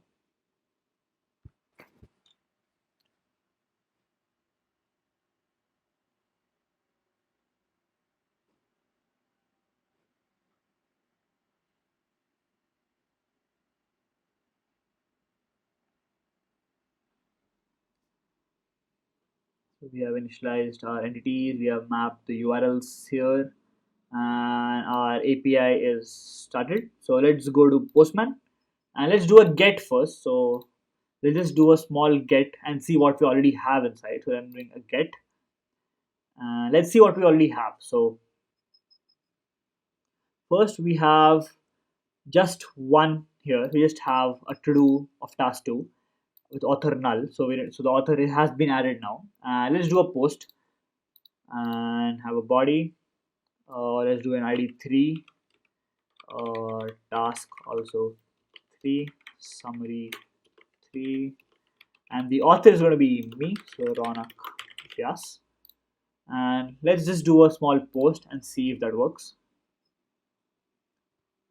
So the status is 200. Okay, so I think we executed that. Let's do a get and see what happens. So we do a get and hit a send. Yeah, as you can see, we have added the author as Ronak Vyas. So that is how we actually make changes to our database and also our REST API. So first you need to make the appropriate changes inside your Spring Boot application, and then once that is done, you can make changes to your database. So usually you make the changes to your database to your Spring Boot application first, because suppose you're working with a lot of people in your team, and everybody in your team is working on the same code on the same database as well. So if somebody is trying out a new feature, then the database is currently being in used. So if you make a new column and then alter the database and add a new column and then start working on your code, somebody who is working on a different uh, feature will not be able to actually access your database, right? Because you have a new column which the person does not know anything about, because it's a different feature altogether. So what my suggestion is that first work on the code, make sure that the code is up to the point where you're confident that you can actually make changes to your database now. And once you're confident, then make the change to your database and just let everybody know that I have made this change in your database, and you need to use this so and so and so, and keep working. So in this video, we'll talk about how we can integrate PostgreSQL with our Spring Boot REST API application. So the usual way of doing this is by first downloading the PostgreSQL database, and which you can do it in this on this link. And once it's done, make sure that you have a PostgreSQL UI from which you can actually add and remove your tables, add database, etc., etc. So I will show you what you can do to actually download this and how to also download the PostgreSQL UI. So I currently use a Mac. So for that, I use a Mac OS operating system and I download the package. Once it is done, PostgreSQL gives you a very nice and handy UI using which you can actually spawn a terminal of your own for each and every database which you have, and then use that to actually use your PostgreSQL database. So let's get started. The first thing which you need to do is download PostgreSQL, and once you're done, let's open it up now. So it's the Postgres app, and yes, check automatically.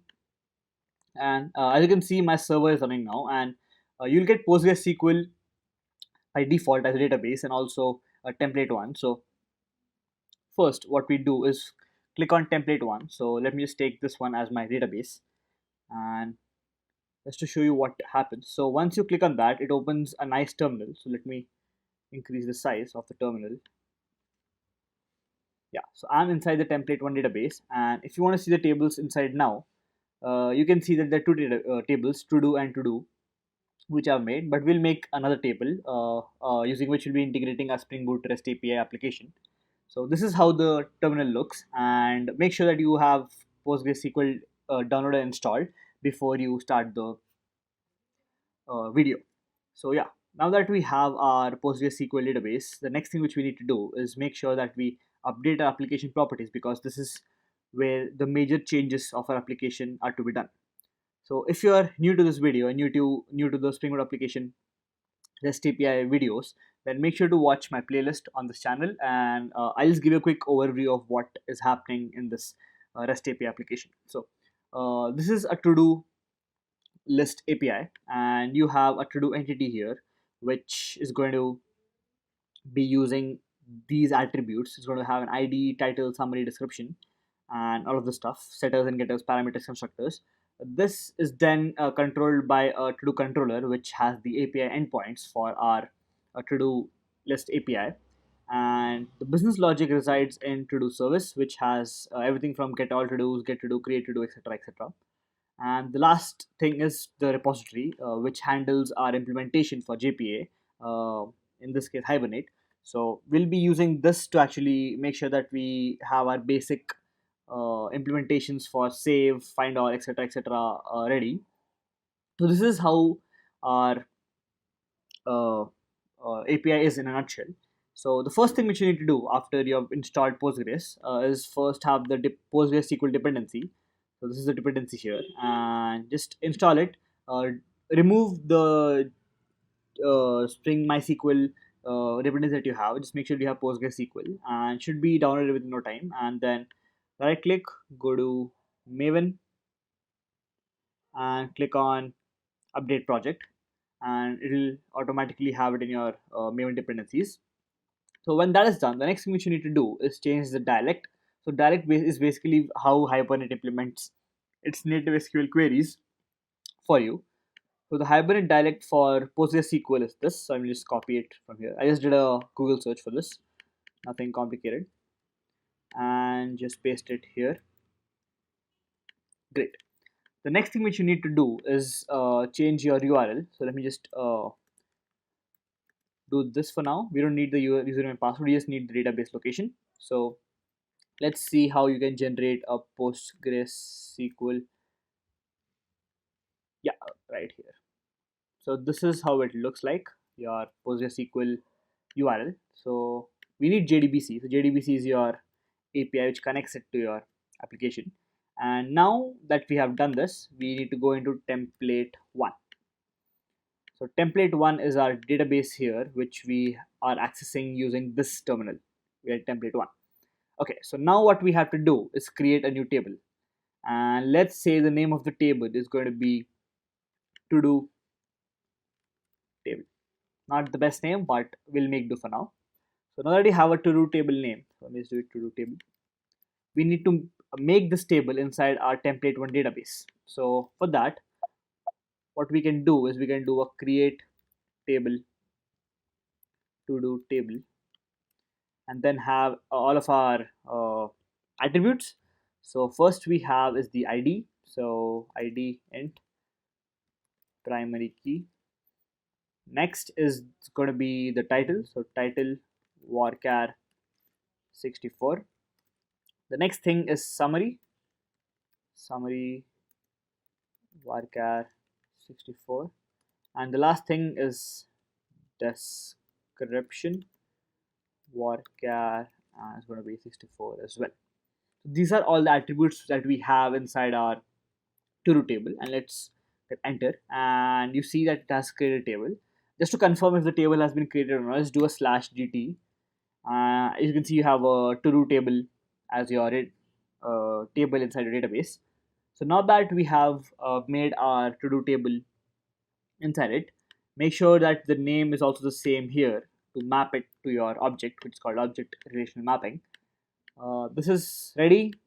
The form is ready. We don't need the controller now, and all you have to do is now run your Spring API, and let's see that it has actually started our implementation of connected PostgreSQL successfully or not. So as you can see, this server is spawning up. No errors so far, so we're good to go. And yeah, we have started the to-do list server. So now to check whether our database is working or not, go to Postman, do a get of to-dos, which should give us an empty list for now. So as you can see, an empty list. So let's add some data. So do a post body.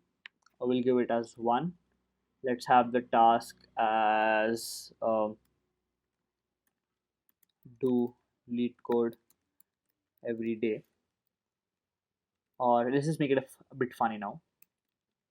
1 lead code a day keeps unemployment away. Great. The summary is going to be invert a B tree. Description same as summary, and we don't need the author for now. So this is how our ID is, and let's post this now. So do a send, and the status is 200. Okay, so let's do a get, and we should be getting our data back. So yes, I think I missaid the title a bit, but this is how you actually connect your PostgreSQL database to your Spring Boot application. So let's rewind and see what we did here. So the first thing which you need to do is download PostgreSQL for your operating system. After that, open it up, you'll be having PostgreSQL, and then if you want, you can initialize a new database. Make sure you double click on that and then connect to your terminal. Increase the font if you want to, because it's really small. And once that is done, you can then create a table here as I did. Go to your application properties, change the dialect and also the URL, and you're good to go. So that is how you integrate an external database as PostgreSQL into your Spring Boot application. Thanks for watching. I'll see you in the next one.